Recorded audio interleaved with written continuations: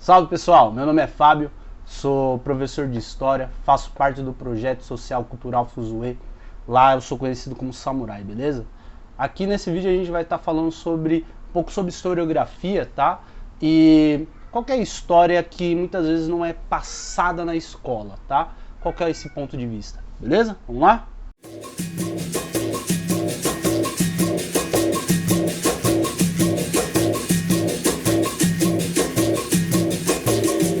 Então vamos trocar essa ideia sobre historiografia, né?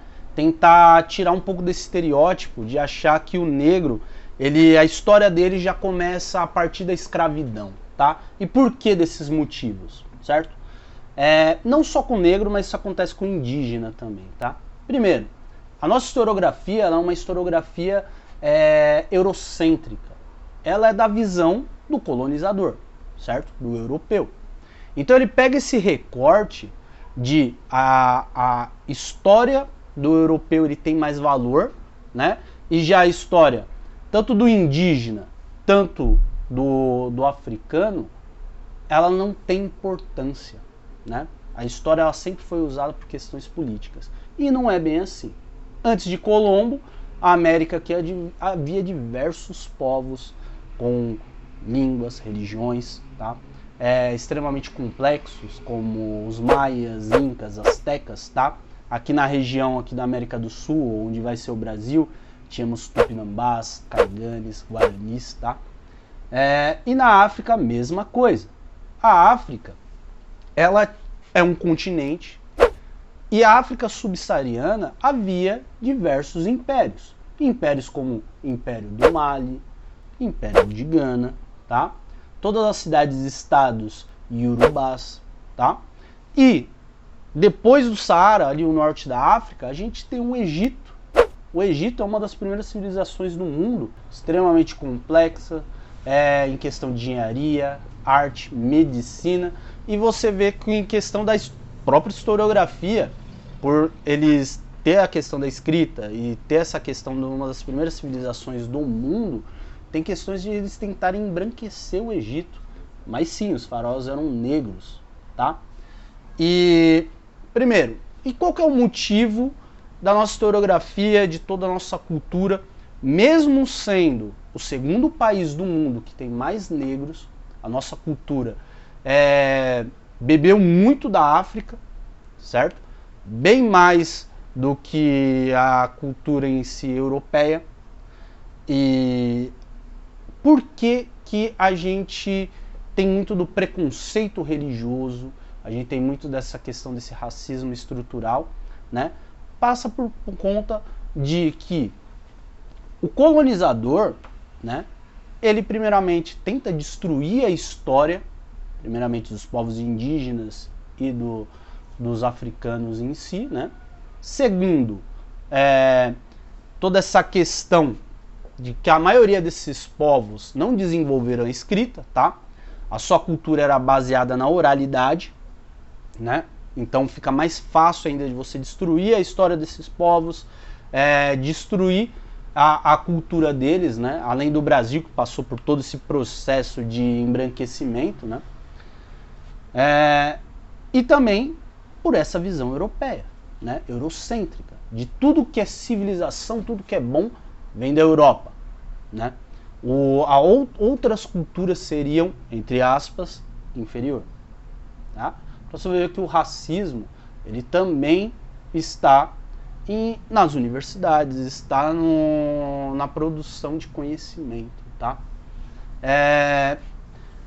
E por muita luta, a gente tenta resgatar toda essa questão da história da África e a história indígena, tá? Só que a gente tem muito problema. Por quê? Em 2003 teve a lei para passar o ensino da África e de povos indígenas nas escolas. Só que o quê? Teve muita resistência contra isso. Pra você ter uma ideia, eu que comecei a faculdade em 2012, né, a primeira cadeira, a primeira sala de História da África daquela faculdade foi em 2012.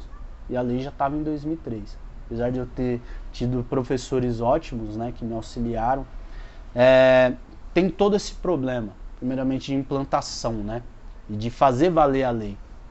Professores mais antigos do que eu, mais velhos que estão na profissão, eles não tiveram história da África. Eles não têm muita capacidade de estar lecionando isso. E, mesmo estando no currículo, passa batido, né? E, além disso, tem questões, né? No caso aqui em São Paulo, né? A gente tem o ERE, né? O ERE, a Educação das Relações Étnico-Raciais, é para fazer valer aquela lei de 2003, certo? E agora não é só mais a questão de cultura afro-brasileira ou africana, né?